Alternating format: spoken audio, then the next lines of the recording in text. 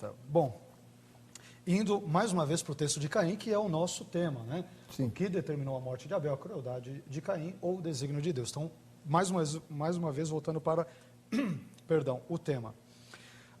Reverendo Ricardo, de certa forma o irmão tratou sobre esse assunto na sua fala inicial, né? Mas eu gostaria só de tentar compreender isso melhor à luz de outros textos bíblicos, né, que tem tudo a ver com o nosso tema e até para que o telespectador possa ser melhor esclarecido quanto ao assunto. A minha pergunta é a seguinte, mais uma vez, se foi Deus quem designou ou determinou ou decretou que Caim matasse Abel, como o irmão explica o texto de 1 João, capítulo 3, versículos 11 e 12. Eu posso ler para o irmão para ajudá-lo aí também, para não tomar o seu tempo. 1 João, capítulo 3, versículos 11 e 12 diz o seguinte: porque esta é a mensagem que ouvistes desde o princípio, que nos amemos uns aos outros, não como Caim, que era do maligno, e matou a seu irmão. E por que o matou? Ou por que o matou?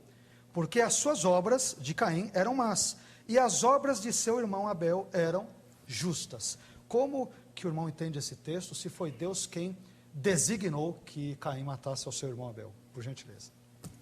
Ótimo. Aqui ele está falando de quem é Caim de fato. Deus designa a coisa e a coisa vai acontecer no tempo e no espaço, pela providência de Deus. Então, a própria existência do mal e do pecado, se eu excluir Deus dessa equação, ainda que eu não entenda como Deus fica isento de culpa disso, de forma perfeita, mas se eu excluo Deus, eu estou criando um ser com a mesma capacidade de Deus, autoexistente. Não necessitado de Deus. Se ele não necessita de Deus, como é que Deus vai prometer a eternidade? Como é que Deus vai dizer que o futuro é eterno? Como assim? É necessário liberdade. São necessárias. Quem foi que disse que lá no paraíso eu não vou escorregar de novo? E não vai começar tudo de novo? Como é que isso se faz? Eu tenho até uma boa resposta para vocês. Depois você me pede que eu te dou. Tá Agora, quando eu vejo aqui o autor, ele está falando de quem é Caim. Eu não excluo Deus da equação, mas eu entendo a pecaminosidade de Caim. Ele está falando de quem é Caim. Por que eu faço isso? Por que eu faço aquilo outro? Eu encontro as razões do meu coração. Jesus descreveu o que nós somos. Que todo tipo de mal vem do nosso coração. O que nos contamina vem do nosso coração. O problema é que meu coração não existe do nada. Ele tem a natureza pecaminosa. Essa natureza pecaminosa também não existe do nada. E ela não me afeta da forma como me afeta do nada. Deus tem que dizer como é que o pecado me afeta. Como é que as coisas funcionam. Senão eu estou dando uma liberdade, não só para o ser humano, mas pensa do mal. E a minha vida está na mão de quem, afinal de contas? Estou na mão de quem? Como é que Deus pode prometer me proteger, guardar o seu povo? Como é que Deus pode fazer essas promessas? Mas é interessante, Deus promete guardar o seu povo. Ah, mas se você for fiel, se você for infiel, você está fora. Então Deus não me guardou?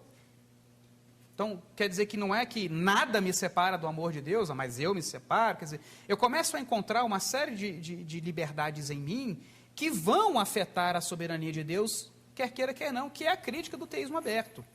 Que pela lógica, eu entendo que eles são melhores que os arminianos, mas eu entendo que os arminianos são mais crentes. Eu entendo que os arminianos são mais bíblicos, porque eles não se atrevem a dizer certas coisas que os teístas abertos dizem, mas eles vão pela lógica.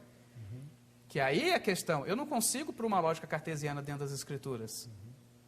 Eu tenho que entender que ela me traz ideias conflituosas, ainda que não contraditórias. Eu é que não consigo resolver a contrariedade que está diante de mim.